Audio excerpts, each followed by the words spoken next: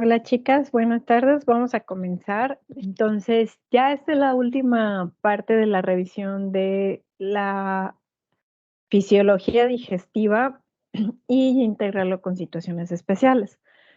Lo que veremos el día de hoy principalmente es justo cómo se integra, ¿no? Cómo podemos pasar de hablar de una situación de balance a el otro polo, que es una situación de ausencia y derivada de esa ausencia del funcionamiento del intestino, de todo del tubo digestivo, perdón, que lleva a situaciones como es el síndrome de realimentación. Ya se había comentado por ahí que revisáramos un poquito las lecturas que estaban en el portal. También hoy comenzaremos a revisar un poquito de la parte del sistema endocrino.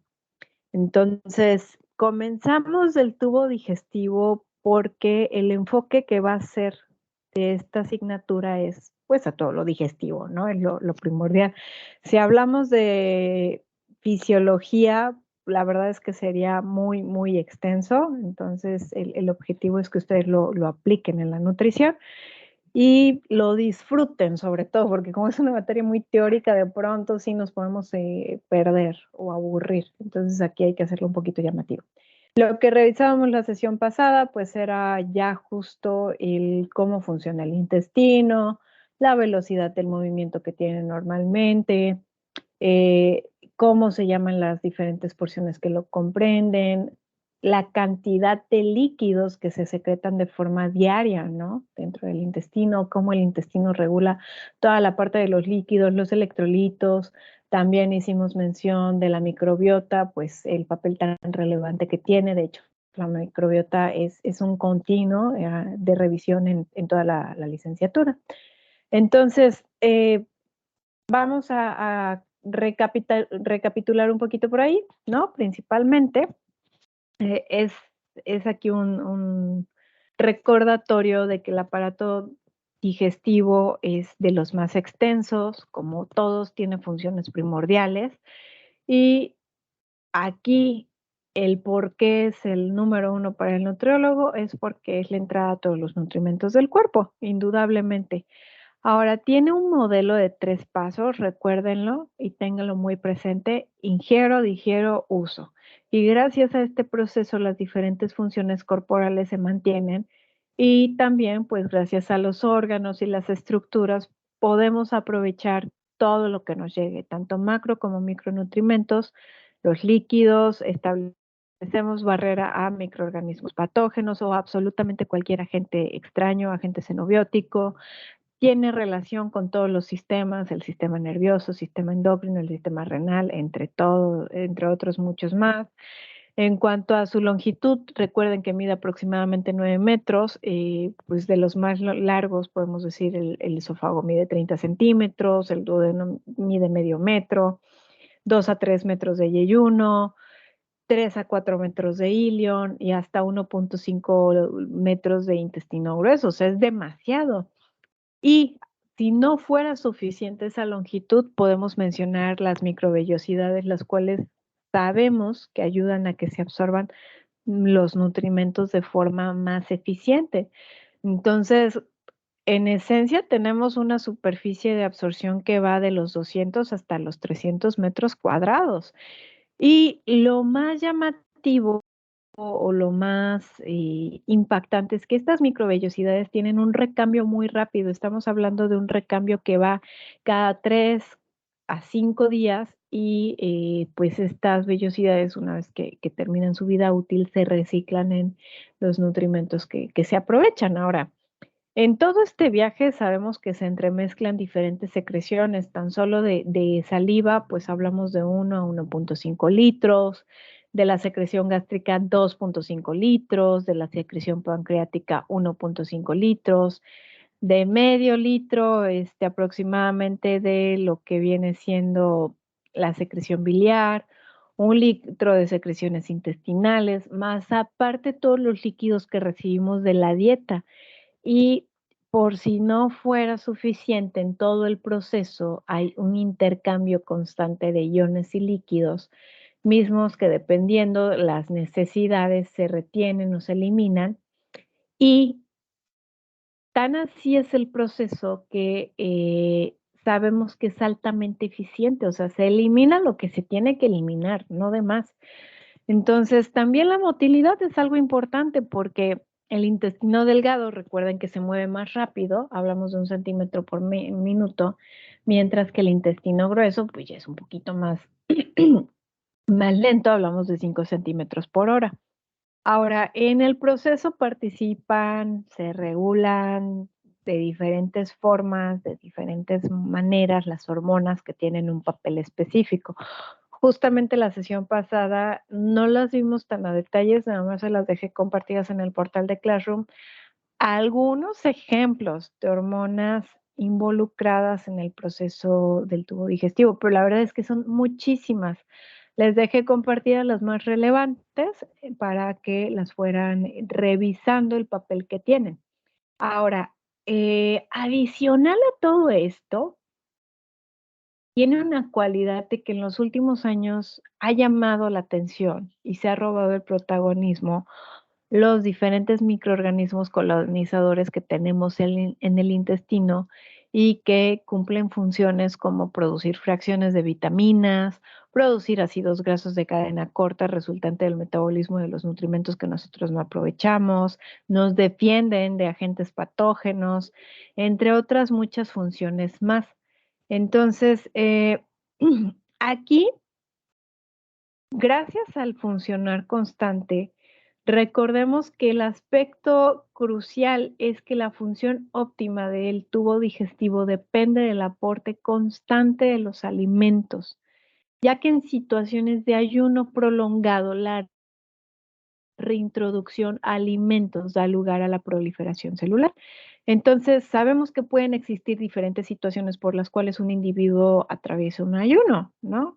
Entonces, el ayuno en sí mismo representa una agresión porque echa en marcha diferentes mecanismos que se encaminan a mantener las funciones lo más adecuado posible, invariablemente. Entonces, el daño al tubo digestivo se traduce en la afección a sus funciones secretoras y que ocurre una atrofia de las vellosidades intestinales, lo cual es lo que nos preocupa primordialmente. Entonces, esto nos lleva a hablar sí o sí del síndrome de realimentación. Este diagramita, de hecho, es una adaptación de uno de los artículos de una de las revisiones que tienen ahí cargadas. El síndrome de realimentación tal cual es la agrupación de todos los desórdenes metabólicos que se producen por el reinicio de la alimentación, ya sea por vía oral, enteral, ¿no? En aquellos individuos que están severamente desnutridos o los cuales han tenido un periodo de ayuno, pues un tiempo considerable, más de 7 días. Entonces, durante el periodo de ayuno, el cuerpo entra en un estado de metabolismo catabólico, aprovecha, dependiendo, ¿no? Podemos hablar una respuesta al ayuno, de un ayuno corto, menos de 5 días o un ayuno prolongado, pero básicamente usa aminoácidos y ácidos grasos, ¿no? Entonces, de forma normal sabemos que en condiciones fisiológicas, es decir, habituales, los hidratos de carbono, sobre todo lo que es la reserva del glucógeno hepático, el glucógeno muscular, fungen como la fuente primaria de energía para los tejidos cuando no hay un acceso a glucosa de los alimentos, ¿no? Entonces, cuando el cuerpo se enfrenta a un ayuno, se generan cambios en el metabolismo y en la regulación hormonal, encaminado a preservar funciones vitales. Durante el ayuno el cuerpo entra en un estado catabólico, entonces la insulina disminuye, aumenta el glucagón y este aumento del glucagón se traduce en una conversión del glucógeno en glucosa y pues sigue este proceso hasta que se agota la reserva del glucógeno. Entonces, como consecuencia de la deprivación de las reservas de glucógeno, se inicia con la proteólisis para posteriormente realizarse la gluconeogénesis. Entonces, el cuerpo, pues, perdón cómo lo voy a decir, ve de dónde saca, pero saca energía. ¿Por qué? Porque no, o sea, pone en riesgo la vida. Entonces, tras 72 horas de ayuno, y con el objetivo de evitar la movilización de proteínas del músculo esquelético, las rutas metabólicas derivan hacia la lipólisis con tal de obtener ácidos grasos. Entonces, estos ácidos grasos libres pueden seguir dos rutas. Bien a nivel periférico se usan por las células o bien a nivel hepático se usan como sustratos para la síntesis de cuerpos cetónicos. Y durante el ayuno sabemos que va de la mano paralelamente la disminución del metabolismo basal. Además de que si ya hablamos de situaciones más dramáticas o catastróficas, por así decirlo, pues se da una reducción en el volumen celular de algunos órganos. Entonces, a nivel hidroelectrolítico, sabemos que se pueden presentar alteraciones por depleción de potasio, magnesio y fósforo principalmente. Son los que nos preocupan. Entonces, cuando hay un proceso de realimentación, es decir, suspendemos el ayuno por la causa que fuere, te da un aumento en la secreción de insulina, entonces genera una entrada de iones al espacio intracelular y se produce una activación de la síntesis de proteínas, lípidos y glucógenos, pues llega la señal, hey, ya hay energía. Y esta síntesis requiere de múltiples cofactores en sí, como puede ser el caso del fósforo, el magnesio, la vitamina B1. Entonces se exacerba la deficiencia de los electrolitos a nivel sérico. Y es grave porque la introducción rápida de carbohidratos puede llevar a la disminución en la excreción de sodio y agua. Entonces aumenta el volumen extracelular, se genera una sobrecarga del volumen que se puede manifestar como edema pulmonar, edema periférico, descompensación cardíaca principalmente.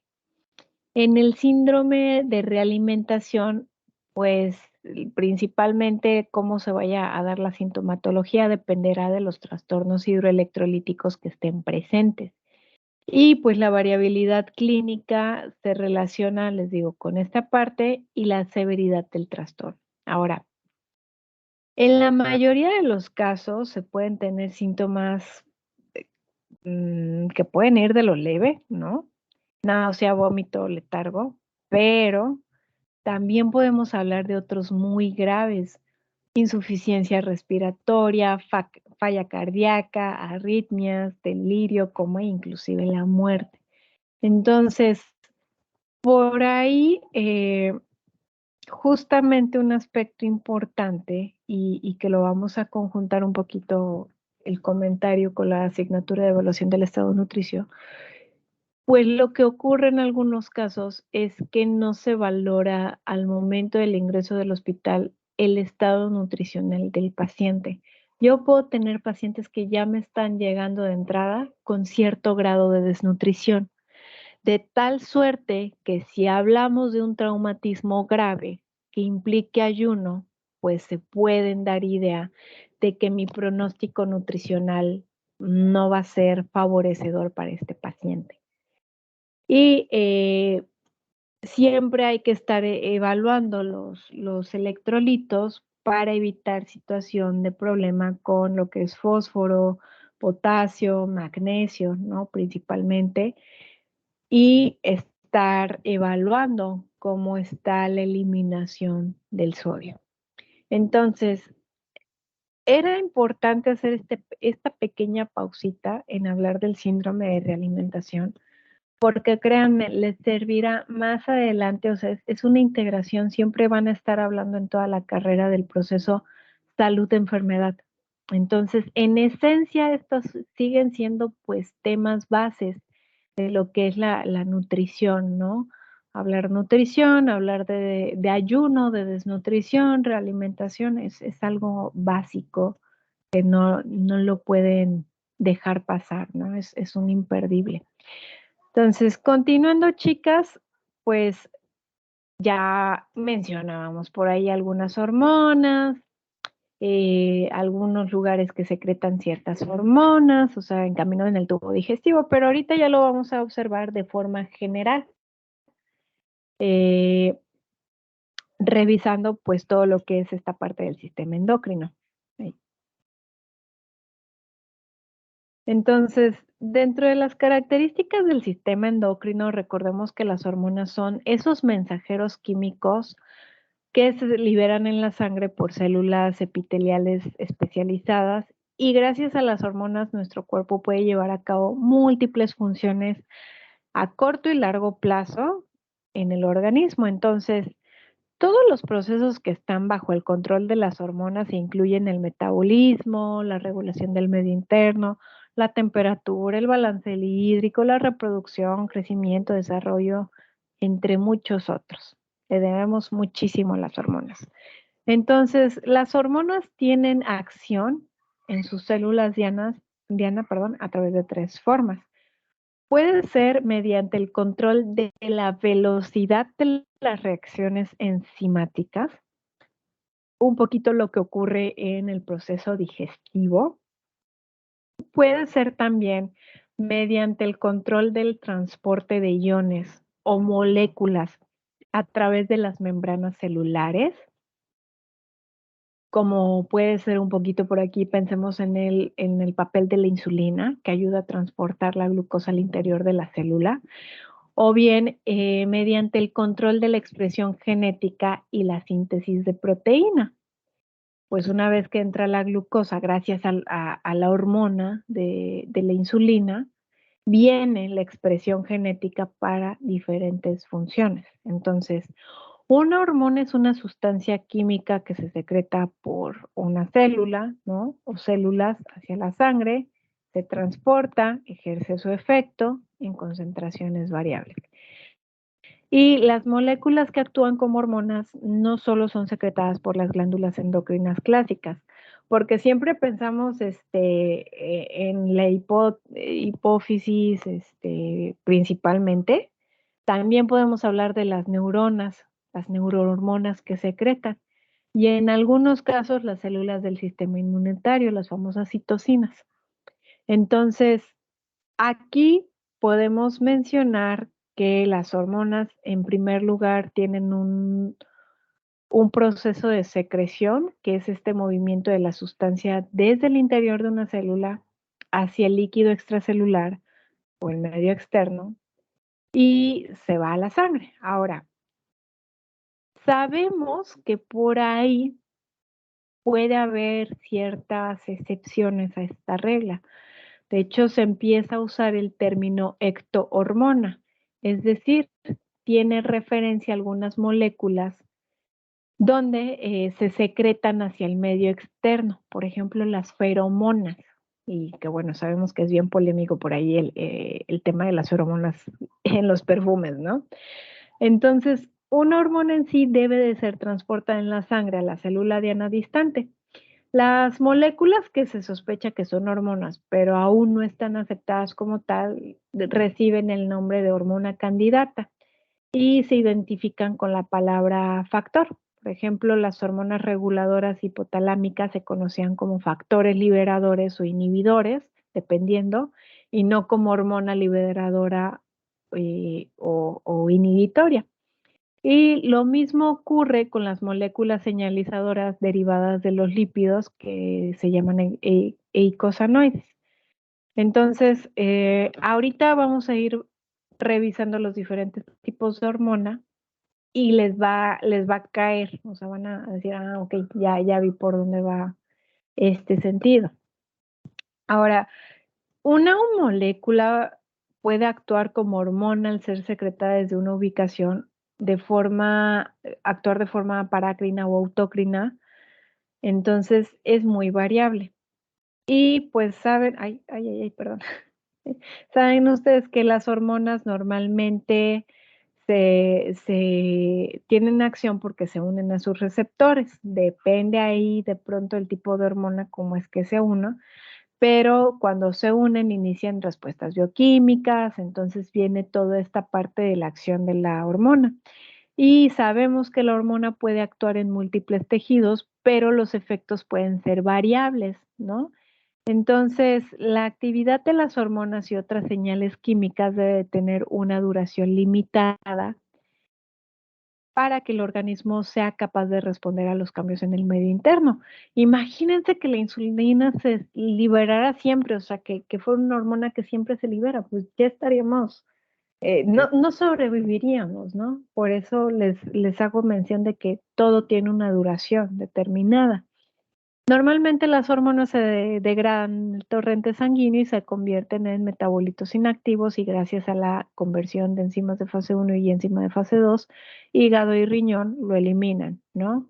Se van a través de la bilis o en la orina y la vida media, toda hormona tiene una vida media, es un indicador del tiempo que una hormona está activa en el organismo. Entonces, hay hormonas unidas a receptores de membrana de la célula diana que finalizan su actividad de varias maneras. Ya lo veremos un poquito más adelante. Aquí tenemos algunos ejemplos de hormonas y dónde se ubican.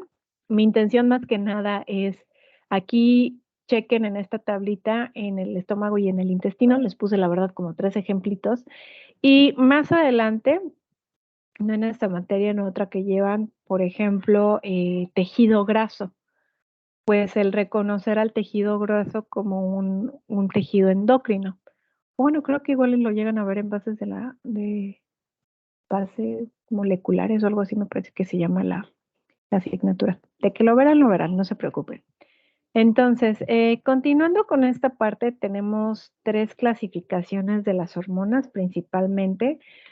Ojo aquí, las hormonas se pueden clasificar con diferentes esquemas, ¿eh? Puede ser según su fuente, se puede dividir a las hormonas en aquellas cuya liberación es liberada por o regulada por el cerebro, perdón, o bien de acuerdo a su unión a receptores acoplados a proteínas G, receptores tipo tirosincinasa, receptores intracelulares, o sea, lo pueden encontrar de muchas formas.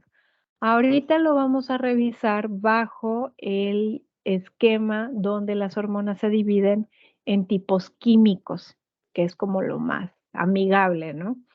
Podemos hablar de hormonas peptídicas proteicas, que se componen por aminoácidos unidos, por eso el nombre, hormonas esteroideas, es decir, que derivan todas del colesterol y que el colesterol es muy importante, y las hormonas amínicas o derivadas de aminoácidos, que son modificaciones de un único aminoácido. En la mayoría de los casos aquí hacemos alusión al triptófano o tirosina.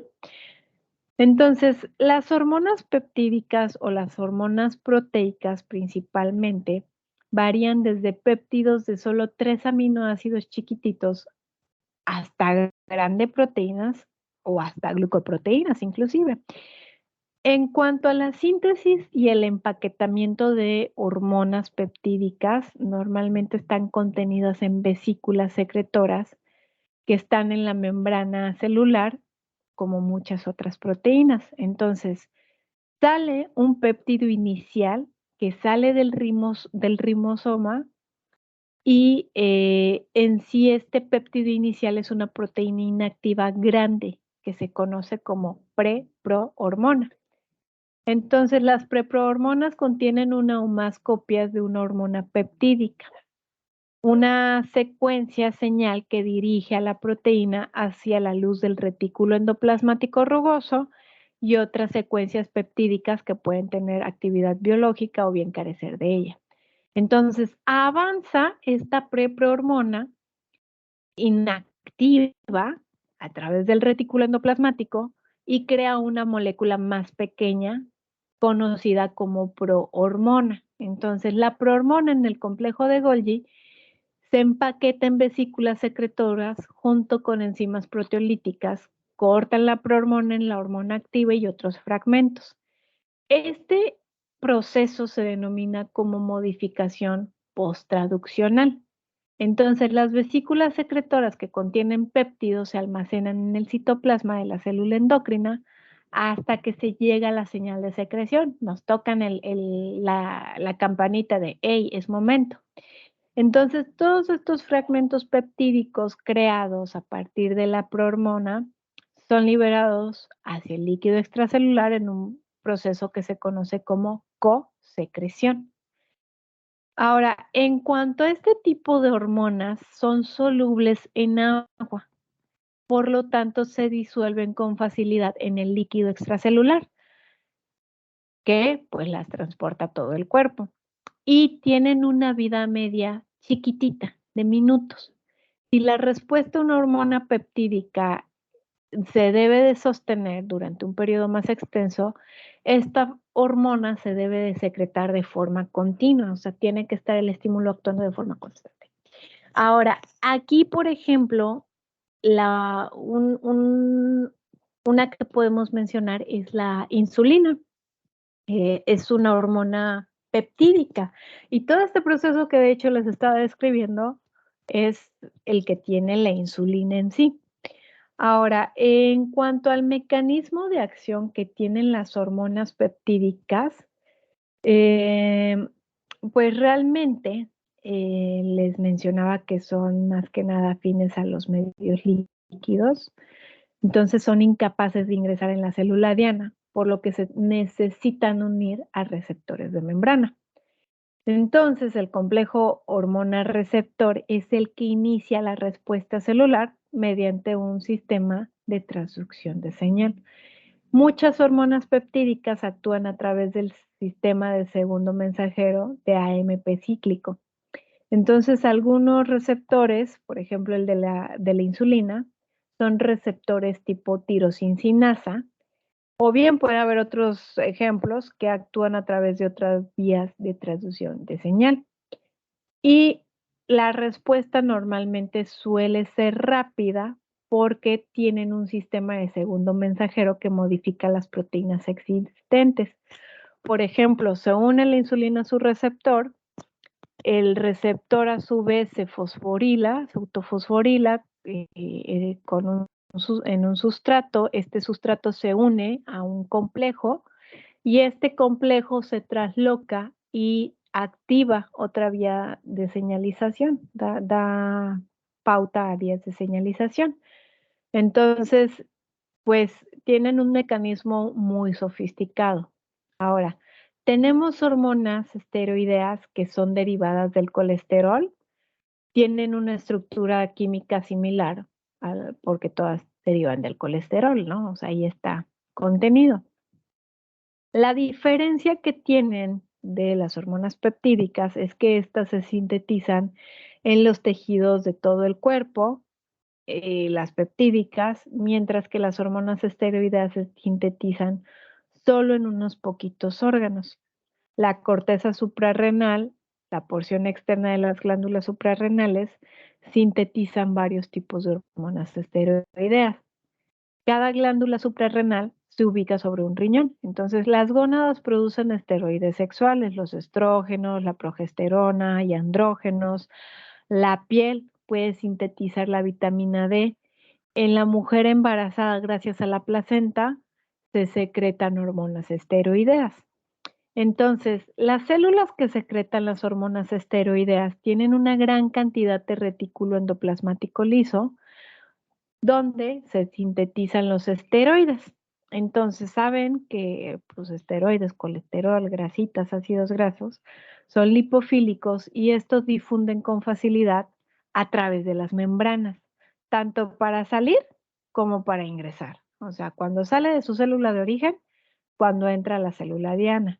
Entonces, esta propiedad implica también que las células secretoras de esteroides no pueden almacenar hormonas en vesículas secretoras, como era el caso de las peptídicas que estábamos revisando, sino que éstas las van sintetizando según la necesidad del organismo. Cuando un estímulo activa la célula endocrina, los precursores que se encuentran en el citoplasma se convierten en la hormona activa. La concentración de la hormona en el citoplasma aumenta y la hormona sale de la célula por difusión simple. Si se dan cuenta, el mecanismo es completamente diferente. En cuanto a las hormonas esteroideas, no son muy solubles en plasma, todo lo contrario a las peptídicas, ni en otros líquidos corporales. Por ello, la mayoría de las moléculas de hormonas esteroideas en la sangre normalmente se unen a proteínas transportadoras. Adivinen y piensen en una proteína transportadora, tenemos a la albúmina. Entonces, ese es un ejemplo. de una proteína muy importante. La unión de una hormona esteroidea a una proteína transportadora, la ventaja que tiene, aparte de que la lleva, es que la protege de la degradación enzimática y por consecuente aumenta su vida media. Por ejemplo, el cortisol se produce por la corteza suprarrenal y tiene una vida media de 60 a 90 minutos. Por eso cuando nos asustamos y nos pegan un susto tremendo, aquí marca diablo, nos dura cierto tiempo la sensación de taquicardia, la alteración, el nudo en la panza, ¿no? O sea, derivado de la vida media que tiene. Ahora, pues, dada esta cualidad, también se traduce en que bloquea su ingreso en la célula diana. Entonces, el complejo transportador esteroide queda fuera de la célula porque las proteínas transportadoras son lipofóbicas, entonces no difunden a través de la membrana. Solo la hormona libre es la que puede difundir hacia la célula diana. Entonces, cuando la hormona, perdón, queda libre, abandona el plasma, los transportadores liberan la hormona, se dicen adiós hasta aquí, entonces la relación hormona libre y hormona ligada se mantiene constante. Y las hormonas actúan en concentraciones chiquititas. Solo una pequeña cantidad de esteroide libre es suficiente para generar una respuesta. Wow, ¿no? Es sorprendente cómo tiene este mecanismo fisiológico. Entonces, al ingresar la hormona libre en la célula, pues ya los transportadores ligados a esteroides los liberan. Siempre hay una cantidad de hormona libre en la sangre lista para ingresar en la célula. Muy, muy diferente. En cuanto a los mecanismos de acción que poseen las células, perdón, las hormonas esteroideas, los receptores de las hormonas esteroideas normalmente se encuentran en lo que es el citoplasma o el núcleo, y de hecho, reflexiónenlo unos segundos. Si sé que este tipo de hormona difunde bien por la membrana, pues obviamente puede entrar sin ningún problema. El destino final de los complejos receptor hormona esteroidea es el núcleo. Entonces, aquí va a actuar como un factor de transcripción, se une al ADN y activa o desactiva uno o más genes de expresión. Entonces, los genes activados crean un nuevo RNA mensajero, dirige la síntesis de nuevas proteínas y, y cualquier hormona que altere la actividad de los genes tiene un efecto genómico sobre la célula diana. Entonces, cuando las hormonas activan los genes que dirigen la producción de nuevas proteínas, hay un tiempo de espera, más o menos. Aquí podemos hablar de unos 90 minutos, muy diferente a las hormonas peptídicas. Entonces, aquí no esperen encontrar hormonas como la insulina, todo lo contrario, las hormonas esteroideas no median vías reflejas que requieren respuesta rápida, todo lo contrario. Tan solo reflexionemos como en el caso de las mujeres, toda la regulación que tiene hormonalmente hablando el ciclo menstrual. Imagínense que ojalá fuera algo breve, ¿no? Desgraciadamente, pues toma bastante tiempo. Ahora, en cuanto a las hormonas amínicas, estas derivadas de aminoácidos son pequeñas.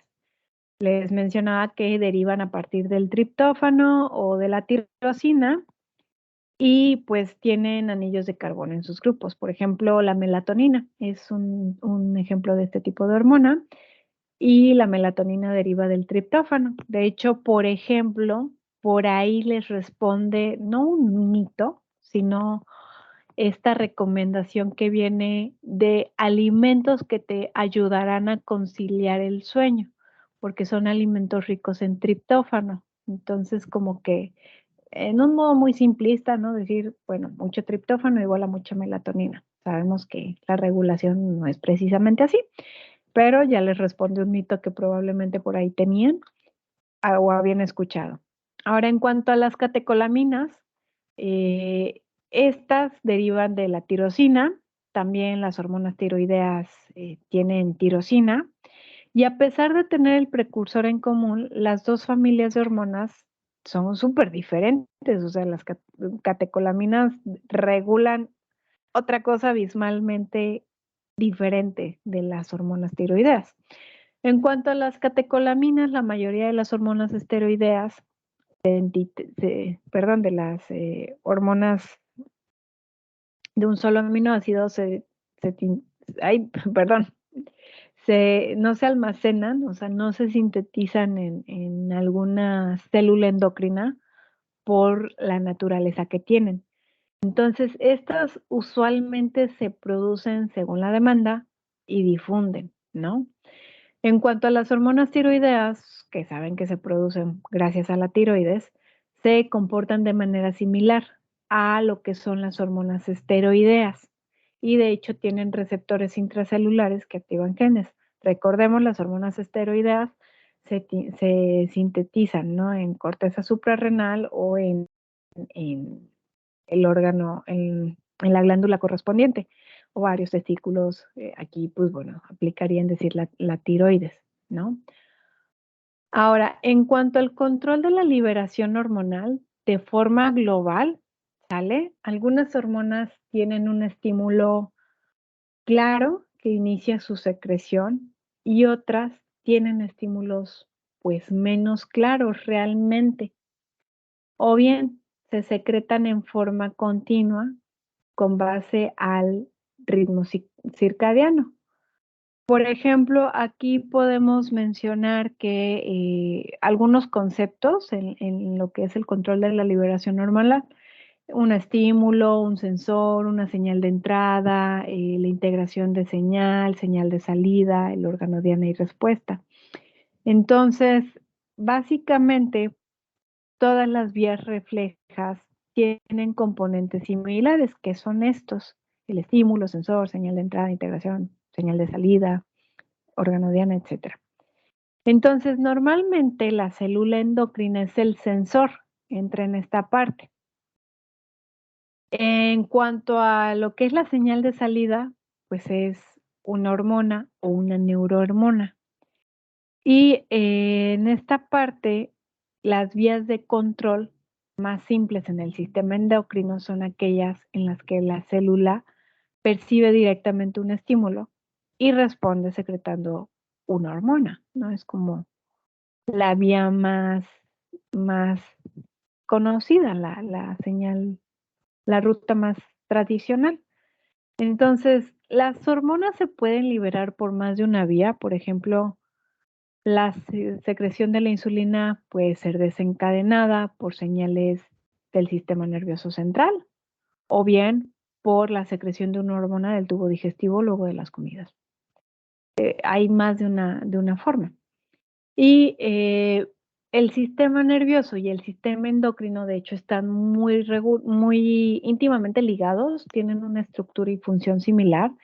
De hecho, los estímulos integrados por el sistema nervioso central influyen en la liberación de muchas hormonas a través de las neuronas eferentes. Recordemos, aquí nos suena mucho y hace mucho sentido, pues en la parte digestiva, ¿qué ocurre? Toda esta integración, eje intestino-cerebro, o sea, hay un feedback constante y se liberan hormonas. Entonces, también hay grupos especializados de neuronas que secretan neurohormonas y también se pueden incorporar estructuras endocrinas, ¿no? Toda la regulación que tenemos. Una de las conexiones más fascinantes entre el cerebro y el sistema endocrino es la influencia de las emociones sobre la secreción y la función hormonal. Durante siglos hemos estado estudiando casos en los que el estado emocional influye en la salud o bien en los procesos fisiológicos normales o anormales, ¿no? Y tan solo reflexionémoslo, pues, cómo es nuestro grado de apetito en cierto estado emocional o cuando estamos también esta situación de un paciente enfermo, su estado emocional y su progreso, ¿no? En el estado de salud, o sea, es increíble. Entonces, pues ahorita mencionando el sistema nervioso central, podemos mencionar y destacar las neurohormonas, que son señales químicas liberadas a la sangre por una neurona. Entonces, en grandes rasgos, el sistema nervioso tiene 3 grupos principales de neurohormonas. Las catecolaminas, que ahorita las estábamos mencionando, que se sintetizan por neuronas modificadas en la médula suprarrenal. Tenemos neurohormonas hipotalámicas secretadas en la hipófisis anterior, así como neurohormonas hipotalámicas que se secretan por la hipófisis anterior. Y no les había dicho primero la posterior, pues en la anterior. Entonces, como podemos observar, nuestro cuerpo está dotado del sistema endocrino de tal suerte que puede actuar de más de una manera, puede regular de más de una manera. Ahora, en este punto, chicas, les voy a comentar lo siguiente. La actividad que ustedes se van a llevar de tarea consistirá principalmente en que busquen en YouTube, aquí sí les puntualizo, está muy fácil la tarea, de hecho, busquen en YouTube un video explicativo de cómo se secreta la insulina. Y pueden encontrar incluso un video que explica qué pasa cuando la insulina se une con su receptor, o sea, que ustedes lo buscan, lo revisan a detalle, me mandan el link únicamente de los videos que consultaron, pero es que englobe ese proceso. Les digo de la insulina, chicas, porque reitero, aquí la intención principalmente es que tenga un enfoque o esté orientado a esta parte nutricional. Entonces, pues cuando hablamos de diabetes, no sé, se me ocurre, cuando hablamos de diabetes, muchas veces es importante que el alumno comprenda a la perfección esta parte de la regulación insulínica, desde cómo se produce, cómo se libera, cómo llega a su receptor, cómo actúa. Es súper sencillita y también porque con ustedes tengo examen de evaluación la siguiente semana. Entonces, priorizo que estudien. Únicamente esa es la actividad. No sé si tengan alguna duda en cuanto a esta tareita. Es únicamente buscar el videito, copian el link, me lo comparten en Classroom, en la parte correspondiente y nada más. Y pues repasar principalmente. Entonces, si no hay duda, chicas, hasta aquí le estaríamos dejando por el día de hoy y nos estaríamos viendo la siguiente semana. Sí, una pregunta, Miss. Em, ¿Esta presentación se va a subir también a Classroom? Sí, una pregunta, ya le subí la otra. Es que creo que nada más hay una. Y de esta, bueno, me llamó la atención que ahorita no la quise interrumpir, pero hubo partes que no sé si era correcto que se quedaba como en blanco la pantalla. Ah, caray, no sé si era por el internet, pero sí se las voy a compartir, Dulce. De hecho, a ver, bueno, ahorita checo la grabación, lo que me comentas, y les cargo la presentación, tanto esta como la chiquitita que veíamos del síndrome de realimentación, para que lo revisen. Del libro, no les he cargado material complementario porque está creo que nada más el de Ganong, pero la verdad es que es un libro muy, pues es que es muy pesado, o sea, a mí no me gusta, la verdad, yo a veces ni siquiera lo comprendo, ¿no? Es como, lo busco y estoy como esta parte de Homero Simpson cuando empieza a investigar de un tema y agarra un diccionario, algo así. Entonces sigo buscando un libro más sencillito, en cuanto lo encuentre se los comparto, porque sí, si no de verdad va a ser muy pesada la asignatura y les digo, la cosa es que se disfrute. Entonces, pues nada más, chicas, no sé si tengan igual alguna duda, nada más ya me metieron la inquietud. ¿Se escuchaba bien el audio o se escuchaba entrecortado? No, sí se escuchaba bien, nada más me tocó ver como que la pantalla en blanco, pero a lo mejor también fue mi internet, entonces me tengo esa duda nada más. Ahorita checo, de Ujú. acuerdo. Perfecto, chicas, pues les agradezco muchísimo, me dio gusto saludarlas, nos estamos viendo la siguiente semana y cualquier duda ya saben que estoy ahí con ustedes a un mensajito de distancia. Que estén muy bien. Gracias, bonito fin.